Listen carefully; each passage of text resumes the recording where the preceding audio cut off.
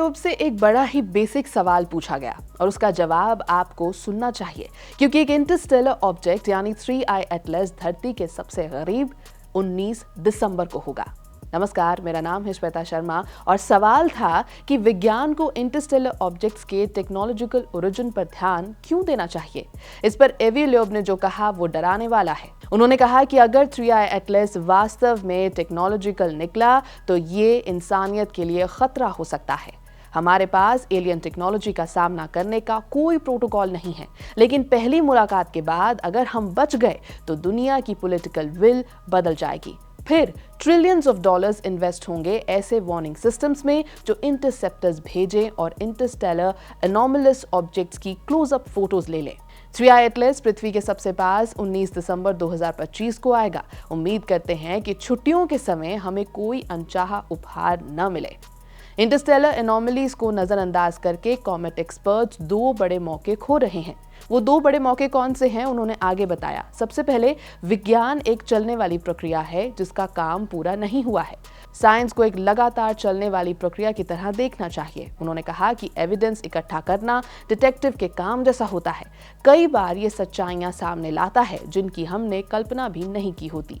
Quantum mechanics की खोज भी ऐसा ही एग्जाम्पल थी जिसने आइंस्टाइन की अपेक्षाओं से बिल्कुल अलग रियलिटी दिखा दी।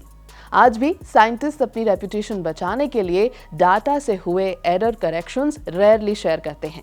पब्लिक से तभी बात करते हैं जब फाइनल आंसर मिल चुका होता है। प्रेस कॉन्फ्रेंसेस में लेक्चरर जैसा व्यवहार करते हैं। इससे जनता को लगता है कि साइंस बस इंटेलेक्चुअल एलीट्स का काम है, लेकिन सच्चाई ये है कि मेन स्ट्रीम साइंस अक्सर गलत साबित होती है।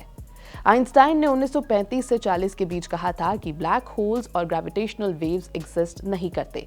सुपरसिमेट्री डेकेड्स तक पॉपुलर थ्योरी LHC ने रूल आउट कर दी थी और 40 साल बाद भी स्ट्रिंग थ्योरी कोई टेस्टेबल प्रेडिक्शन नहीं दे पाई। साइंस हमेशा वर्क इन प्रोग्रेस है। एनोमलीज कई इंटरप्रिटेशंस देती है, फिर नया डाटा उन्हें टेस्ट करती है और सिर्फ एक एक्सप्लेनेशन बचती है। दूसरा पॉइंट जो उन्होंने उठाया वो था कि माइक्रोब्स की खोज को ज्यादा प्राथमिकता देना इनकम्प्लीट अप्रोच है। उन्होंने कहा कि 2020 की US डेकेडल सर्वे ने माइक्रोब्स की खोज को हाईएस्ट प्रायोरिटी बना दिया।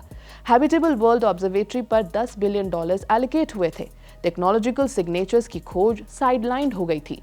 लेकिन हो सकता है कि माइक्रोब्स ज्यादा अबंडेंट हो, फिर भी टेक्नोलॉजिकल सिग्नल्स डिटेक्ट करना ज्यादा आसान हो। इसलिए समझदारी इसी में है कि हम दोनों डायरेक्शंस में इन्वेस्ट करें, प्रिमिटिव लाइफ भी और एडवांस टेक्नोलॉजिकल लाइफ भी। पब्लिक का जुनून भी एलियंस को लेकर माइक्रोब से कहीं ज्यादा है।